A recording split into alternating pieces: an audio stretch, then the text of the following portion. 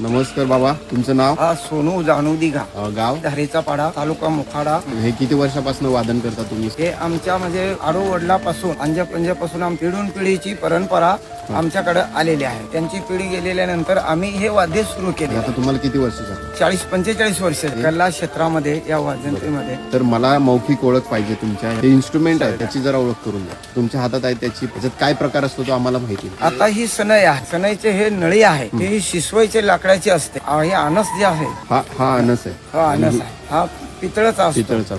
याच्यावर आपण जे वाजवतो ते आपल्या ताडाच्या पातीचा हाताने बनवतो आणि नंतर त्या सनईला.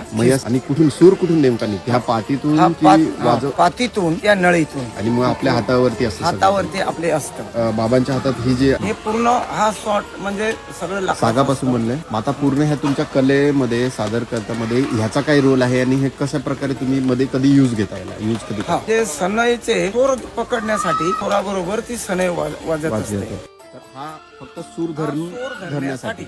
आणि मग पूर्ण जी कला आहे ती ह्या सनईवरती अवलंबून आहे आपली. बरोबर, त्याच्यामध्ये अवलंबून आहे. बरं, आता हे दोन संबळ, आता संबळे आहेत तुमच्या ग्रुपमध्ये दोन. तर हे संबळाची थोडी माहिती द्या. याचं जे कातड वापरलं जातं हे कसलं आहे? हे कातड बोकड्याचं कातड वापरले जातं. हे घडलेलं आहे हे शिवणीच्या लाकडाचं आहे. हे साधनं करून आणि ते सगळे 5 यांचा संमेलन असतो.